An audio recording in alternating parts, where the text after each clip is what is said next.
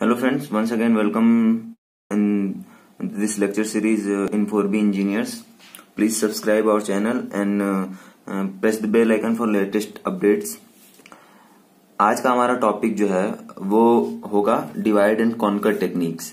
Algorithm पढ़ने के लिए, डिजाइनिंग के लिए हमें ये बहुत इंपॉर्टेंट टॉपिक होता है पढ़ने के लिए। यहाँ से हमारी जो हमने एल्गोरिथम में डिजाइनिंग पढ़नी है, यहां से हमारी डिजाइनिंग शुरू होगी। और डिजाइनिंग का पहला प्रोसेस है डिवाइड एंड कॉन्कर टेक्निक। ये जो टेक्निक है वो एल्गोरिथम डिजाइनिंग टेक्निक है। एल्गोरिथम डिजाइनिंग टेक्निक है। इसको थोड़ा देखेंगे कि एक्चुअली में ये होता क्या है। पहले इसका नाम से ही आपको समझ में आता होगा, डिवाइड एंड कॉन्कर टेक्निक। आपने सुना होगा divide and rule. Divide and rule का मतलब होता क्या था कि बहुत सारे लोगों को छोटे छोटे पार्ट्स में डिवाइड कर दिया जाता था, फिर उन पे रूल किया जाता था। उसी तरह से ये एक टेक्निक है डिवाइड एंड कॉन्कर। डिवाइड का मतलब कोई एक बहुत बड़ी प्रॉब्लम है, उसको हम छोटे छोटे सब प्रॉब्लम्स में डिवाइड कर देंगे। जैसे एक कोई बहुत बड़ी प्रॉब्लम है P, तो इस प्रॉब्लम को हम छोटे छोटे सब प्रॉब्लम्स P1, P2 के नंबर ऑफ प्रॉब्लम्स में इसको हम डिवाइड कर देंगे P के। ठीक है। तो और फिर उसको जिन सब प्रॉब्लम्स में डिवाइड करेंगे उसको हम उसके अकॉर्डिंग फिर सारे सब प्रॉब्लम्स को अच्छे से कॉन्कर करेंगे, सॉल्व करेंगे। और फिर नीड पड़ने पे, अगर पॉसिबल हो नीड पड़ने पे, हम सारे सब प्रॉब्लम्स के सॉल्यूशन को कंबाइन कर देंगे और हमें जो हमारा ओरिजिनल प्रॉब्लम है उसका सॉल्यूशन मिल जाएगा। ठीक है फ्रेंड्स, तो इसको हम डिवाइड एंड कॉन्कर बोलते हैं और इसको हम डिवाइड एंड कंबाइन भी बोलते हैं। ये एक हमारी इंपॉर्टेंट टेक्निक है। चलिए देखते हैं इसकी डेफिनेशन क्या होती है। इसमें we mainly follow 3 steps. These 3 steps follow करते हैं। पहला स्टेप क्या है, जैसा मैंने बताया, we divide our problem into smaller sub problems. मतलब कि एक प्रॉब्लम P है जिसको हमने स्मॉलर सब प्रॉब्लम्स में डिवाइड कर दिया। दूसरी चीज क्या है, these sub problems are solved independently. इन सारी सब प्रॉब्लम्स को हम इंडिपेंडेंटली सॉल्व करेंगे। और तीसरा और फाइनल स्टेटमेंट क्या है, वी कंबाइन दीज सॉल्व सब problems only if it is necessary for a solution of original problem. मतलब हम इन सारे सब प्रॉब्लम्स के सॉल्यूशन को कंबाइन करते हैं ओनली नेसेसरी हो, क्योंकि इसका एक हमारे पास वो भी होता है एक्सेप्शन। क्विक सॉर्ट में हम इसको कंबाइन नहीं करते हैं, इसलिए हमने यहाँ पे इफ लिखा। मेनली हम इसको कंबाइन करते हैं सारे सॉल्यूशंस को। एक इंपॉर्टेंट पॉइंट क्या है इसमें फ्रेंड्स, इसको ध्यान से देखिएगा। We apply divide and conquer again if the sub problems are large enough. मतलब कि मैंने एक प्रॉब्लम लिया P, जो बड़ा प्रॉब्लम है, उसको मैंने सब प्रॉब्लम्स में डिवाइड कर दिया। अगर सब प्रॉब्लम्स में डिवाइड करने के बाद सब प्रॉब्लम भी एक बड़ा प्रॉब्लम है, तब उसको भी हम सब प्रॉब्लम्स में डिवाइड करेंगे। यही यहाँ पे करने का मतलब, we apply divide and conquer again if the sub problem is large enough. ठीक है फ्रेंड्स, तो सब प्रॉब्लम्स भी अगर बड़ी हुई तो हम उसको और भी सब प्रॉब्लम्स में डिवाइड करके उसको हम डिफरेंट तरीके से सॉल्व कर सकते हैं। अब अगली चीज क्या है, अगली चीज देखते हैं। Recursive algorithms are used in this technique because the divided sub problems are of same types as of original and problem. देखिए होता क्या है, रिकर्सिव एल्गोरिथम का मतलब क्या। हमने 2 तरह के एल्गोरिथम पढ़े थे। पहला एल्गोरिथम जो था वो हमने रिकर्सिव एल्गोरिथम पढ़ा था, और दूसरा था इटरेटिव। 2 एल्गोरिथम पढ़े थे। इटरेटिव में हमारे वो लूप्स आ जाते हैं, फॉर, एल्स, इफ, ये सब लूप्स आ जाते हैं। और रिकर्सिव में रिकर्सन होता है। रिकर्सन मतलब फंक्शन कॉलिंग इटसेल्फ। ठीक है, ये 2 चीज हमने पढ़ी थी।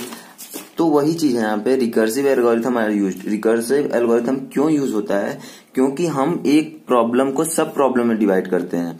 और सारे प्रॉब्लम जो है ना, सब प्रॉब्लम, जैसे कि हमने इस प्रॉब्लम P को सब प्रॉब्लम्स P1, P2, P3 में डिवाइड किया, Pk में। ठीक है, तो ये जो सब प्रॉब्लम्स हमें मिले, ये सेम इसी टाइप के सब प्रॉब्लम्स होंगे। जैसे जिस टाइप का P है, जो P की प्रॉपर्टीज है वो P1, P2, P3, Pk सारी की प्रॉपर्टीज होंगी। इसलिए हमने रिकर्सिव एल्गोरिथम का यूज किया, क्योंकि यहाँ पे खुद को कॉल करेंगे ये प्रॉब्लम्स, सब प्रॉब्लम जो है, क्योंकि वो सेम टाइप के हैं, इसलिए रिकर्सिव एल्गोरिथम का यूज होगा ओरिजिनल। हाँ ठीक है। अब अगला पॉइंट हम क्या है हमारे पास, algorithms that use divide and conquer technique. मतलब हमारे पास यहाँ पे कुछ हमने एग्जाम्पल्स लिए हैं examples of algorithm that use divide and conquer technique. एक क्विक सॉर्ट एल्गोरिथम, ये डिवाइड एंड कॉन्कर टेक्निक को वो करता है। Merge sort, recursive binary search, Strassen matrix multiplication. इसको आप अभी नोट कर लीजिए, आगे के लेक्चर्स में इसको हम डीपली डिस्कस करेंगे। तो फ्रेंड्स हम अब देखेंगे एक जनरलाइज्ड और एल्गोरिथम देखेंगे डिवाइड एंड कॉन्कर टेक्निक के लिए। कि डिवाइड एंड कॉन्कर टेक्निक है जो, उसके लिए एक नॉर्मल सा एल्गोरिथम क्या होता है वो हम पढ़ेंगे, जिसको हम जनरलाइज्ड वर्ड का यूज यहाँ पे कर रहे हैं। इसको आप ध्यान से देखिएगा। देखिए एल्गोरिथम लिखने का हमारा ये तरीका होता है, algorithm divide and conquer D and C, और ब्रैकेट में हमने लिखा है P। यहाँ पे P जो है हमारा प्रॉब्लम को इंडिकेट कर रहा है, P इज प्रॉब्लम। अब हमारा करली ब्रेसेस चालू हुआ, स्टार्ट हुआ, इसमें हमने एक कंडीशन लगाई, इफ स्मॉल p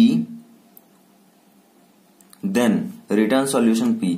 मतलब स्मॉल p का मतलब क्या हुआ, जैसे हमने, आप सिंपल उसी अकॉर्डिंग देखिए, जैसे हमने इसकी डेफिनेशन पढ़ी कि अगर स्मॉल p मतलब प्रॉब्लम छोटी है, प्रॉब्लम अगर छोटी है, स्मॉल है, तो हमें इसको डिवाइड करने की जरूरत पड़ेगी नहीं, हमें रिटर्न कर देना है इसका सॉल्यूशन P का।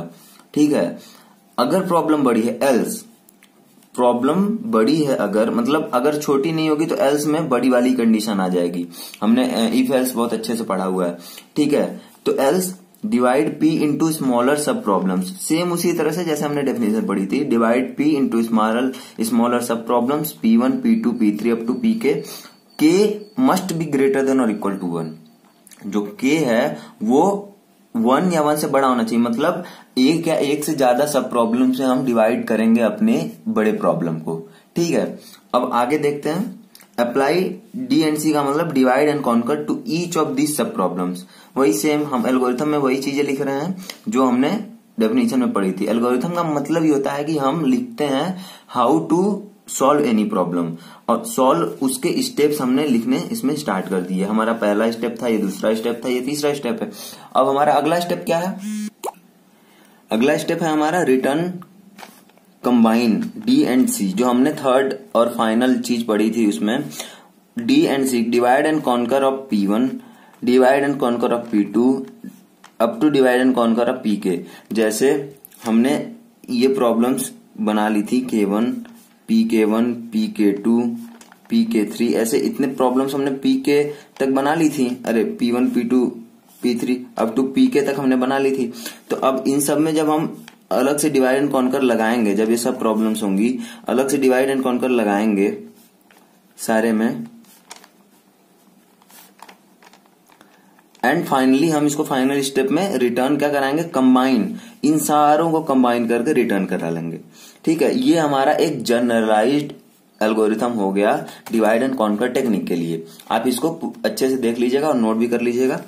हमें एक नोट लिखना है, वो हमारा नोट क्या है, आप ध्यान से पढ़िए इसको। We know divide and conquer is a recursive technique. Recursive technique है, अभी हमने पढ़ा, क्योंकि सारी प्रॉब्लम सेम टाइप की होती हैं तो यहाँ पे रिकर्जन फॉलो होता है, तो रिकर्सिव टेक्निक है। So we analyze algorithm with the help of recurrence relation. कोई भी रिकर्सिव टेक्निक होती है तो उसमें हम एक रिकरेंस रिलेशन बनाते हैं, और हम इसका एनालाइज कैसे करते हैं, उस रिकरेंस रिलेशन के ही मदद से इसको एनालाइज करते हैं। और रिकरेंस रिलेशन क्यों बनाया जाता है, क्योंकि हमें टाइम कॉम्प्लेक्सिटी कैलकुलेट करनी होती है। ठीक है फ्रेंड्स, जैसे यहाँ पे हमने लिखा है टाइम कॉम्प्लेक्सिटी जो है और n नंबर ऑफ इनपुट्स है, तो जब टाइम कॉम्प्लेक्सिटी हम निकालेंगे तो इसके दो केसेस बनेंगे। gn जब n स्मॉल होगा, जब n स्मॉल होगा तो gn बनेगा, और जब n बड़ा होगा यानी अदरवाइज ये इसकी टाइम कॉम्प्लेक्सिटी बनेगी कैसे, Tn1 plus Tn2 plus Tnk, मतलब क्योंकि k सब प्रॉब्लम्स है हमारे पास, प्लस Fn, जहां पे Fn क्या है, where Fn is the time use for divide and combine the solution of sub problems. जो हमें जो Fn है वो टाइम है जिसमें हमने प्रॉब्लम्स को डिवाइड किया और कंबाइन किया एक सॉल्यूशन निकालने के लिए। तो ये एक सिंपल सी इक्वेशन है, कंडीशन है, जिसको हम देख सकते हैं। ठीक है फ्रेंड्स, तो ये हमारा था आज का लेक्चर। एल्गोरिथम की डिजाइन हमने शुरू की थी। एल्गोरिथम्स डिजाइन का पहला लेक्चर हमने आज पढ़ लिया, divide and conquer technique. Divide and conquer technique पढ़ी हमने आज। हमने यहाँ पे इस लेक्चर में दो चीजें हमेशा देखी कि ये रिकर्सिव शब्द आया, इटरेटिव शब्द आया, ये एक्चुअली में होती क्या है। तो फ्रेंड अगले लेक्चर में हम इन दोनों चीजों पे डिस्कस करेंगे। आज हमने डिवाइड एंड कॉन्कर टेक्निक का एक छोटा सा आउटलाइन देखा और बेसिकली चीजें होती क्या है वो हमने देखी। उसका एक जनरलाइज्ड फॉर्म ऑफ एल्गोरिथम क्या होता है वो भी हमने देखा। तो आज का लेक्चर यहीं खत्म करते हैं। अगले लेक्चर में हम पढ़ेंगे रिकर्सिव और इटरेटिव एक्चुअली में होती क्या है।